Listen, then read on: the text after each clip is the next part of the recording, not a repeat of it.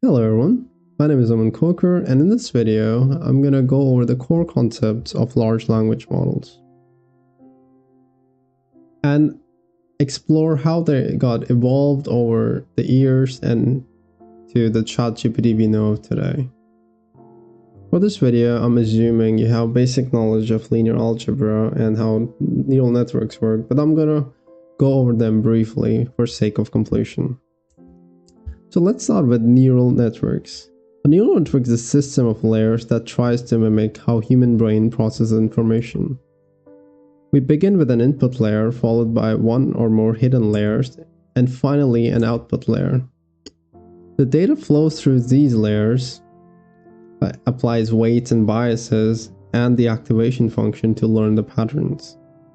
The model compares the output with the target value to compute the loss function, and then using this loss function we go through backpropagation to update the weights. Let's take a matrix example for. Let's just say our input x is a matrix with size 10, 3, and we multiply it with the matrix weight matrix w of size 5, 3. The output of this matrix would mathematically looks like this, where A is the activation function. Now, why do we need the activation function? The purpose of activation function is to introduce nonlinearity. So if we have if our model can only learn linear functions, so it will never be able to produce nonlinear graphs. So it can only learn linear data like this. So let's say we want to train our model to understand how tan x works, which is a nonlinear function. It would not be able to produce that. So that's why activation functions are important. So for this, we are multiplying a matrix of 10, 3 with a matrix size of 3, 5, since it will be a transpose. Our output should be of size 10, 5. Now let's see, how do we apply these things to image or text? Take this image representation of image of dog. We can represent it in form of pixels, and we can convert each pixel as an intensity. So we can represent each pixel values as intensity or features. So we can represent this value over here with 2, or this value over here by 224. So we can convert this image very easily into a matrix representation, and then we can use this matrix to train our model on classification tasks, such as determining if it's a cat or a dog. Now we can also do a similar thing with the text. We can represent the text, such as the dog is chasing the cat, with numeric values. So we can assign a numerical value to each of the words. So in this case, we're assigning 1 to the, 2 to dog. Here you can see, since the word the is same here, we're assigning it the same value. So even if this, the position of the words are interchanged, in this case cats and dog, the numerical representation remains the same. So now we have a way to convert sequential data like a sentence into matrices. We should be able to train a model on it, right? We can try that using something called a recurrent neural network, which we can use to train sequential data. And here's how an RNN works. It reads input word by word. So we would input the word the over here, the dog, ... cat over here. And the sequential process allows the model to remember the path, but it makes the model really slow. As you see, it takes, for a sequence of size n, it takes the model n time steps to calculate one epoch. So for a really long network, you can assume, let's say you have a book that you want to train your model on. It will have thousands of sentences, so it will take thousands of seconds to calculate one epoch. So that's a major problem with the RNNs, is that computation is really slow for long sequences. Another issue with RNNs is the problem of vanishing gradients. Now in this video, I'm not gonna go over how gradient descent works, but if you want to know more about it, I can link a video in the description down below on how gradient descent works and how weights are updated using that. But basically what happens in gradient descent is it's a multiplication of various differentials. So as you can see over here, if the values of differentials are less than 1, so let's just say we get a value of 1 by 2 over here, and we multiply it with the value of 1 by 2 and 1 by 2, we get a 1 by 8. So for a longer sequence, this is for just 3 sequence. So for a longer sequence, the value could be really low, almost close to 0.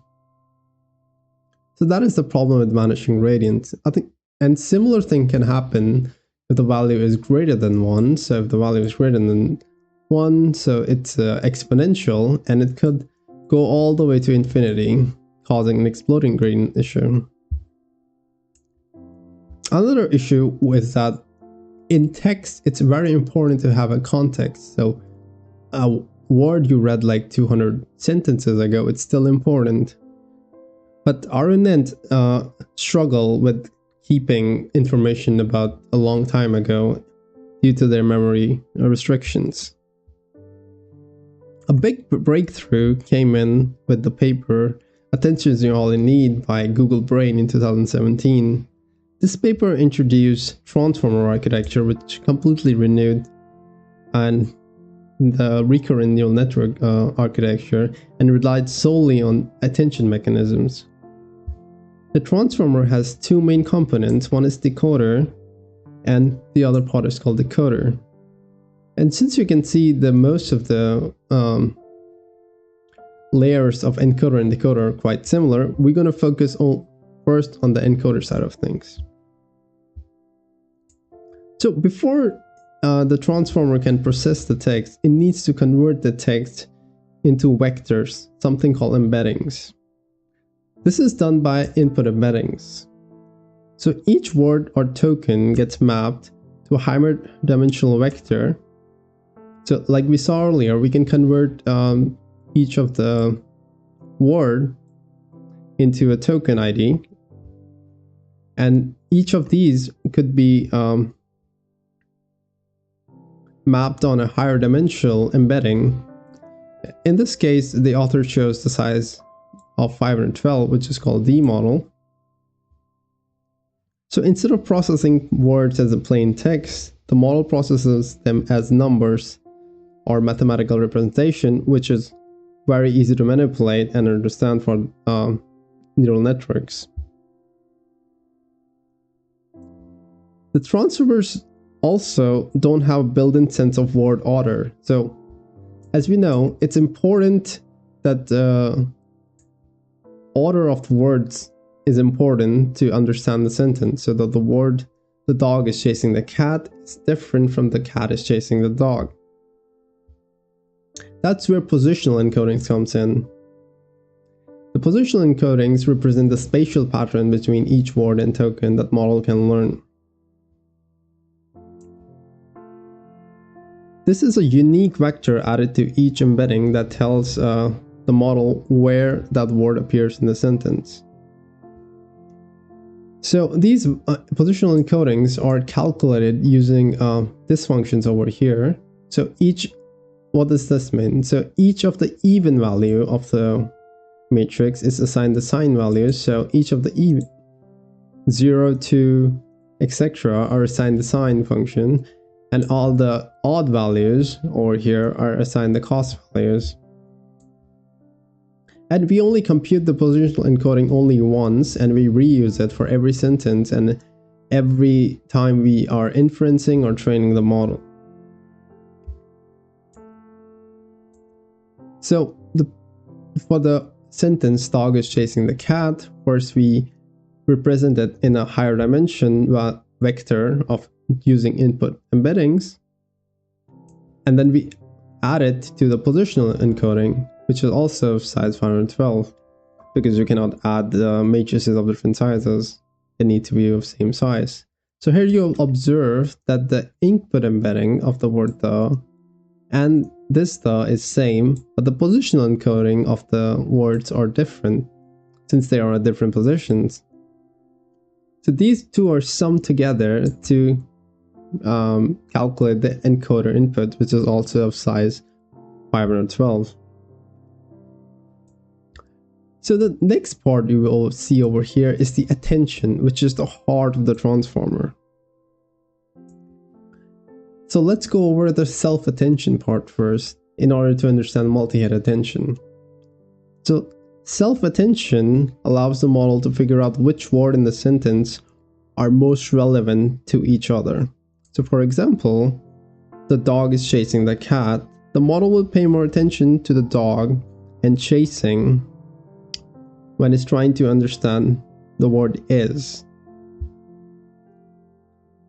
So it's trying to understand who is chasing who, basically. So self-attention allows the model to understand relationship between each of the word. Mathematically, it's done by using query key and vector values, which are determined using this formula. So sentence, the dog is chasing the cat, the attention matrix might look like this. In self-attention, each word compares itself to every other word in the sequence. So the process goes like this. Each word becomes a query, key, and value matrix. We compute the scores between query and all the keys using the dot product of query and the transpose of the key matrix. Then we divide the whole function with the D model and then take the softmax over here. That gives us an output matrix of size 6,6, which is basically this value over here is the dot product between the first row of this matrix and the first column of this matrix. So what does this matrix represent?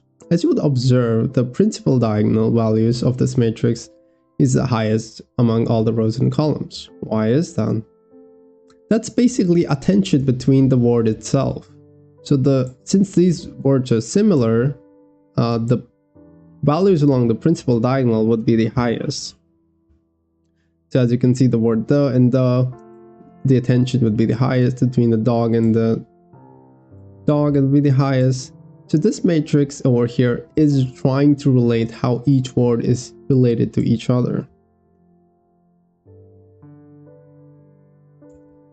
And then finally, the self-attention, the dot product matrix is multiplied with the vector value matrix to give us the attention matrix.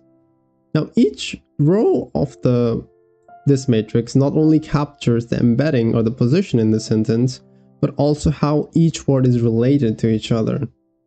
So first we converted this word into a vector representation. Then we find how each of the word is positioned in the sentence. And finally, we calculated how each of the word is related to each other using attention mechanisms. Now, instead of having just one self-attention mechanism, Transformer uses something called multi-head attention. You would ask why? Because it's first represented using an input matrix, which is the input of the encoder over here. Now, this is projected on the same values. So the Q, K, and V have the same values, which is then multiplied with the parameter matrices, which model can learn to give us Q prime, K prime, and V prime, which is the same size as our initial matrices we have. That gives us. Then we finally divide these matrices into number of heads. But why do we divide that in number of heads? Because each head can learn to focus on different aspects of the sentence. One head might, like for example, this head might focus on the syntax of the sentence.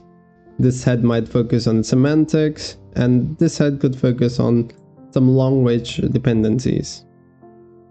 So attention is calculated between all of these heads together. So these heads would be of size of sequence length by D model, and this attention is calculated using the same formula over here, but instead of D model we have DK down there. And finally, we combine all these four heads together to have a final output head matrix of sequence length, h, dk, which is basically D model, and then we multiply it with another parameter matrix to calculate the multi-head attention.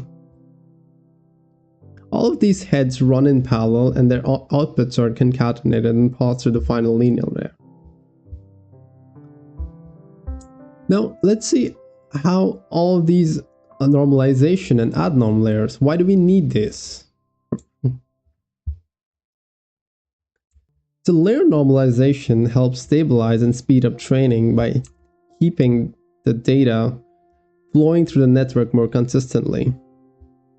So this is done by calculating the mean and the variance of each of the layer over here, and they're replaced by this value over here, where gamma and beta are learnable parameters that model can introduce and fluctuate depending on how much it needs the normalization.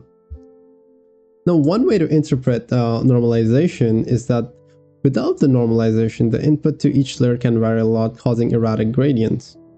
So imagine you're trying to roll down a ball from a rocky hill. It will take a longer time to roll down the hill because it got stuck, and it will be slower compared to a smoother hill if you roll down the ball. So that's what basically happening over here in layer normalization. Now let's go over to the residual connection, which is this part over here. Residual connection or skip connection is a technique in neural networks where input to a layer is added directly to its output, skipping over a layer. This is simple yet powerful. Instead of passing data through only the main layer, we add the original back to the input. So assume you have a neural network with input and a very deep neural network, and then we finally calculate the loss from the target, and this is the output of the neural network. So why do we need the residual connections? So it helps a model to retain the important information. So since the model is really deep and these values are all random, so the model will struggle trying to keep the information between the first layers all the way to the end of the deep neural network. And while updating the weights and using the loss function, it'd be really hard to update the weights of the first layers. So let's see how does the loss function depends for the shallow network compared to like a deeper network. As you can see, a shallow neural network converges much quickly compared to a deep neural network because it takes a long time for a deep neural network to update its weights and values because of losing gradients or vanishing gradients problem, because it being a very deep neural network. We fix this by introducing a residual or skip connection. So even if the layer doesn't learn anything useful, at least we don't lose anything we already had. And finally, you can see over here, after we have applied the residual connection, the model training is more consistent and it will train much more consistently over time. Finally, we have the feed-forward layer over here. After the attention and normalization, we apply the feed-forward layer in this encoder network. This is just a regular two-layer neural network that applied independently to each of the positions.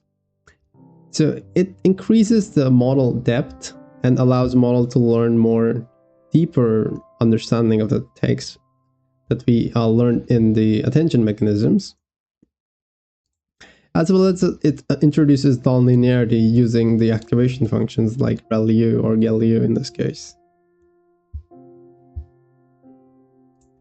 So let's go over to the decoder.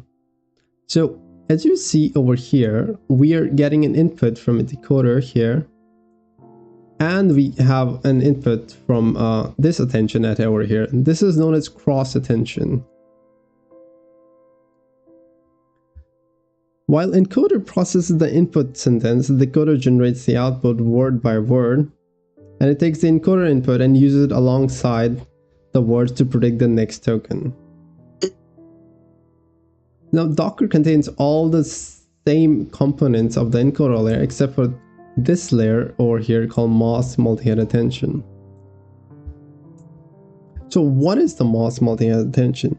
So during training, the decoder must not look ahead at the future tokens. It should only rely on the tokens or the current tokens in this case. So let's see, if the word for the word the, it should be only able to see the word the. For dog, it should be only able to see the dog. But for the cat, it can see the whole sentence. So to enforce this causality in the model, we mask these values above the principal diagonal with negative infinity. So the model cannot see the future tokens. And after the softmax values, all the negative infinities are converted to 0. So let's take a look at how transformers like GPT are trained. The training process has two key components, encoder and decoder. So first we start with the encoder input, and we append these special tokens at this, which represents start of the sentence, and this represents end of the sentence. The encoder processes the input sentence and converts it into sets of contextual embeddings. And then finally we have the encoder output after applying the attention. This encoder input goes to the decoder, and this is called cross attention. And then we take the decoder input, which uses also the similar embeddings as encoder input, but it's in this case in German because it's a translation task. The decoder outputs a vector for each word it passes through, and then it outputs a linear layer and then a softmax to generate the probability distribution over the entire vocabulary. Now this output is compared with this value over here and calculated using the cross entropy loss, and then the backpropagation happens and each of the weights of these layers is updated. The loss is minimized over time using gradient descent, and step-by-step prediction and correction is what enables model to generate coherent and meaningful sentence during the inferencing. Now, so that was for transformer models. Now, what about the large language models?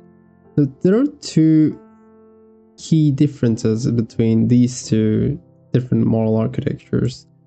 The bidirectional encoder representation of transformers, or BERT, is just an encoder model. So in this case, we're just stacking encoder on top of each other. So encoder on encoder in BERT. And for the GPT models, we are stacking decoders on top of each other. So we're just using decoders and decoders. So the GPT model, since it's made of decoders, is a causal model. It processes like text from left to right in autoregressive manner, meaning it predicts the next word based only on the previous ones. This makes great for generating text, completing sentences, or holding conversations like what ChatGPT does. So in short, what's the main difference between BERT and GPT architecture is that the BERT is better at understanding the text because it's made of the encoders. Meanwhile, the GPT is better at generating the text. For this video, I'm just going to go over the GPT model. So once we have the GPT model, it goes through process called pre-training, where it learns to understand the meaning of the sentence. The model learns from like a huge amount of raw text using self-supervised learning tasks, and it discovers patterns, grammar, semantic meanings without any label text. So it's basically trying to understand the language.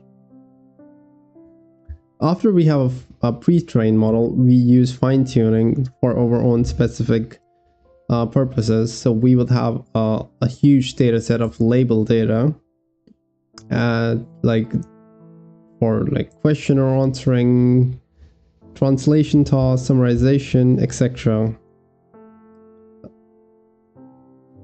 One of the big issues with fine-tuning is that we require a large amount of label data to fine-tune it on any model. It's also, fine-tuning can alter the weights that we learn during pre-training, reducing the performance of the model. So let's say we have a model and we want to train it on question and answer tasks. So we can ask it, what is an apple? Apple is a fruit. But we can fine tune it on this, or we can use something called meta learning. This is where GPT shines. After seeing the example from like a wide range of tasks, it can start to generalize, meaning it can adapt to new skills. So it can basically learn how to learn. Now, this could be this is called zero-shot learning, where we just tell it that it's going to be a question and answer task, or we can also provide it few examples. If it's a one example, it's called one-shot learning. If you provide it with multiple examples, it's called few-shot learning. And that's for the GPT models. And I think transform architecture didn't change all the way when the GPT-3 was released in the year 2020, all the way till the year 2023. In 2023, Facebook Meta AI released their paper on the Llama models. The Llama models had improved efficiency, had strong performance with like fewer parameters, so training time was lower. You needed less amount of power to power it. Also, the model was open source. So Llama model incorporates new training techniques and reduces memory usage, improves speed, some of which we're gonna discuss in this video. So as you see, compared to the transform model, Llama has few improvements. It uses RMS normalization instead of layer norms. It has something called rotary positional encodings instead of positional encodings, which are only applied to Q and the key matrices. And it has something called group multi-query attention. Also a different activation function called SwiGLU. We're gonna go through each of these in this video. So let's start over with root mean square, layer normalization. So instead of traditional layer normalization, models like Llama uses RMS normalization. So what's the difference? As you can see in this paper, the authors of this paper said the rescaling invariance is the reason for success of layer norm rather than the recentering of the invariance. So what does that mean? So as you can see, the layer normalization was calculated using this formula, and this was the recentering part, and this was the rescaling part of the variance. So they're saying in this paper that the reason why the layer normalization worked was only because of the rescaling of the invariance and not the recentering. So RMS normalization, in RMS normalization, they introduced a newer function which was much easier to compute, and it also improved the training speed of the model, improved the stability, and also reduced the memory usage. I mean, in short, RMS norm is just a lighter, faster alternative or a layer normalization which just performs better. As you can see through this graph, that layer norm falls quite behind to RMS norm. In case you don't know what the BLEU score is, BLEU score basically is a score used for language models to identify their performances. So we figured out that RMS norm improved the efficiency compared to layer norm. Let's talk about what was the problem with positional embeddings and why we needed the rotatory positional encodings instead of regular encodings. One of the biggest issue with positional encodings is that it just represents absolute position. So there's like no difference between position 1 and 2 and position 2 and 500. It's basically the same for the model. The absolute position don't tell the model how far two words are, just their fixed spots. But in language, relative distances are often meaningful. To fix this, we introduced something called relative positional embedding or encoding. So let's say you have a sentence called dog is chasing the cat. So you can find out the distance between two tokens, in this case dog and cat, which is 4. And we can calculate the relative position embedding, which focuses on the distance between tokens and not the fixed position. So this is calculated using this matrix. So what this matrix is like, it's the B1 is the distance between each of the word in this sentence. So the and the dog, the distance between dog and is. This maybe is isn't chase thing. Meanwhile, something like B4 represent the distance between every fourth word. So distance between the dog and the cat. And B5 represent the distance between the and the cat, and etc. And this related position embedding is then added to the software, added to the attention layer before it's multiplied with the value matrix.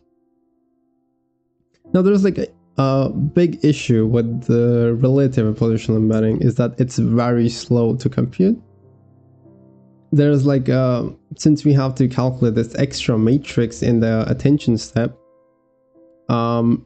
it could be very, very slow for longer sequences.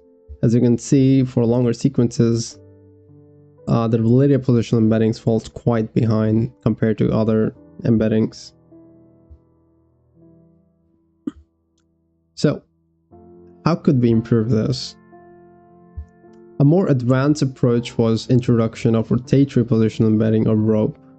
So instead of adding the position of the vector embeddings, rope just rotates the positional embeddings. So just say we have a token dog, and then we have a token d dog. So we're just rotating it with the angle theta, and we have since the cat is chasing the dog, which is 5 tokens away, we can just rotate the vector by 5 theta. So this rotation is done using trigonometric functions like sine and cosine, and it lets model to preserve the relative distances, and it's also able to handle longer sequences. So no matter how many tokens comes after this, we only care about the tokens in front of the token. So it's very easy to calculate the rotatory positional embeddings. So this was the original paper where they introduced the rope architecture, rotatory positional embedding. As you can see, this is the matrix that represent the angular rotation of the weight matrices over here. And one of the way to calculate it in order to generalize for 2D vectors, it was generalized by this. But as you can observe, this is a sparse matrix. That means a lot of values are 0. So if we actually use this matrix for computation, we're going to be doing a lot of useless computations since most of the values are 0. So in the paper, the authors come up with the derivation and more simpler form for implementing the rope, which is represented by this. And in code, it's just a one-line code if you write it on PyTorch. So it's a very simpler way to represent rotary positional embeddings. Another key improvement, another key feature of rotary positional embeddings is that the dot product, which is represented by these values, so the relative distance, let's say the dog chased the cat, would have higher dot product compared to the cat and the word earth, which would have like lower dot product. So it just encapsulates the, so that, what does that mean? So it encapsulates that the words that are closer together in sentence are more likely to have similar meaning than the words that are more far apart. So let's look at how next token prediction task works. So we start with the input with start of sentence. That gives us a token there. Then we append this output to our input. So we calculate start of sentence there.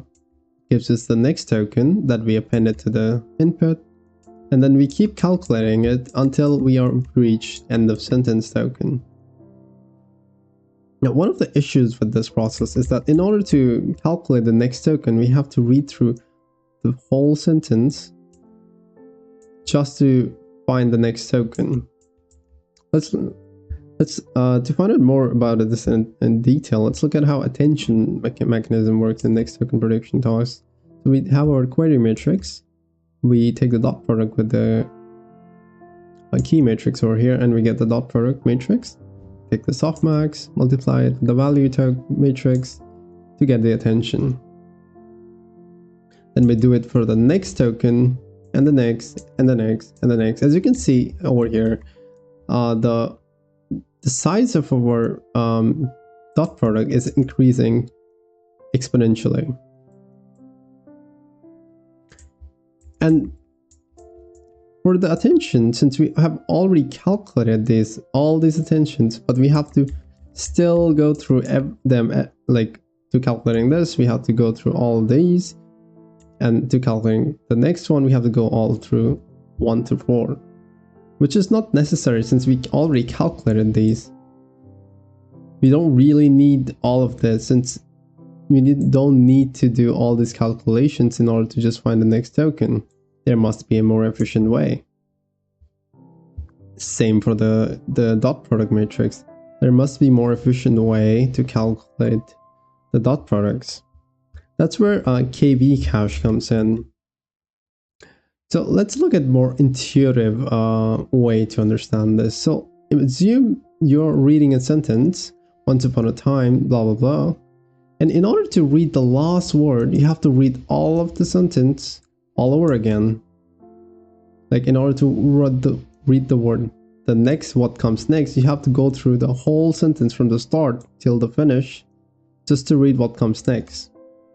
And as you can assume, it's a very time consuming and not very efficient way to read. This was fixed using KV cache. So what happens during attention during a KV cache is that we take the token, we calculate our first attention, and then we store this token values from key and value matrix. So we don't really have to calculate the dot product of this value all over again. So we just take the second token, multiply, take the dot product with the second token to calculate this dot product, and then multiplication. So it removes the need to calculate the previous attention of this to calculate the next token, since we are able to cache all these values that we have already calculated before. Hence the name KV cache, because we're caching the key and the value matrices to calculate the next token. And then, as you can see, the dot product matrix is also not increasing exponentially. So here what's happening in the KV cache is that we're taking the cached value that we have already calculated for key and query matrices, and then we just taking the token, the new token from the Q matrix to the attention layer to get the K and V cache for the next token. We just append it.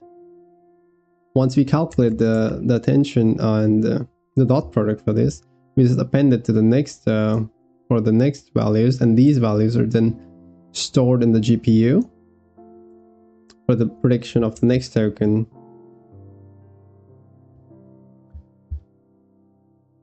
So when you use models like ChatGPT, you would see that it takes a long time to calculate when you enter a prompt, it takes a long time to calculate the first value, but after that it's always very, very fast for calculating the next value. So what's happening there is basically it's trying to retrieve the KV cache when you enter a prompt, and once it has the KV cache from the pre-training, it can use that KV cache to calculate the next tokens really fast.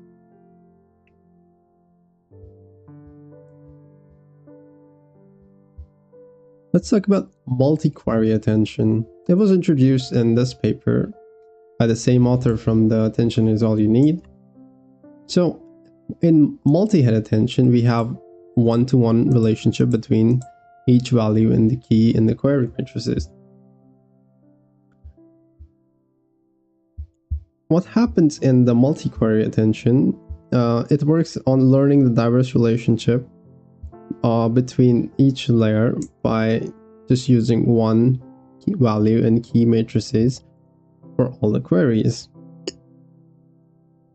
It tried to solve by sharing the key and value projection across all heads, but it's by drastically, like, it's a performance increase because we don't have to calculate it for everything, but it comes at a cost of like reducing the model performance.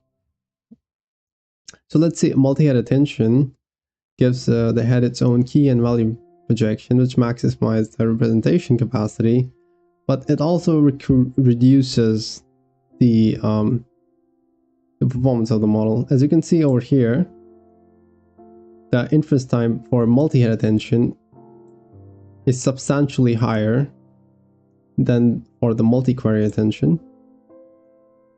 Like, this is in microseconds, so it's substantially lower for multi-query attention, but we can also see the blue score over here for multi-head attention is higher compared to the multi-query attention.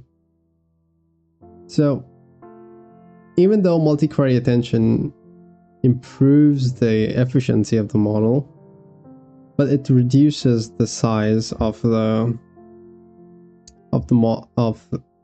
it reduces the performance of the model substantially. Another way to solve this issue was to find a middle ground between the multi-head attention and multi-query attention, and that was introduced with the group query attention. Instead of having every head sharing the same keys and values, group query attention groups each head. So we have groups of, it groups each head with its own. So instead of one sets of K and V's, we have n sets of K and V's for G groups. So we have G amounts of groups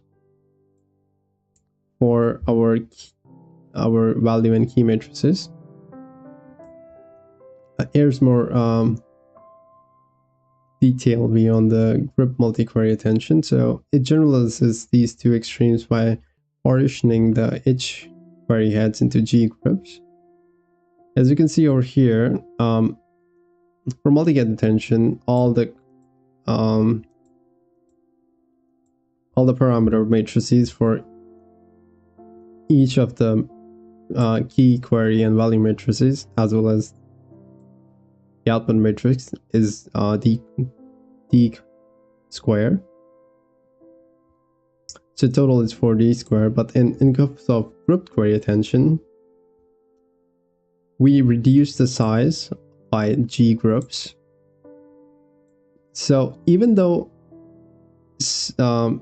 we did reduce the size, the overall performance of the model is still the same, because in total at the end we still have this 40 squared. But in case of multi-query heads, we're reducing it by with the number of heads, so the overall performance is reduced. As you can see over here, the size of the cache in the KB cache is also much lower compared to the multi-head attention, but we're also getting the performance increase from the group query attention. So it's a good middle ground between multi-head and multi-query attention. As you can see over here, for the multi-head attention, the inference time is way higher compared to the multi-query and the group query attention, but they're pretty close. They're also pretty close. And for the blue score here as well, the values are very, very close between multi-head and group query attention. Meanwhile, multi-query head has way lower performance. So you get the best of both worlds. You get an improvement in the performance as well as reduced in inference time with the group query attention. One of the other improvements that we had in the Llama model is the introduction of SwiGLU activation function, which is just a combination of a swish function with the gated linear unit, or GLU. So we're just replacing the sigmoid over here with the swish function to get a SwiGLU. And the author of this paper did the comparison between a lot of activation functions, and as you can see, the average score for the SwiGLU is the highest among all of the different activation functions, and hence it was a chosen one for the Llama models. I hope you had a decent understanding of how the language model works, and thank you so much for watching.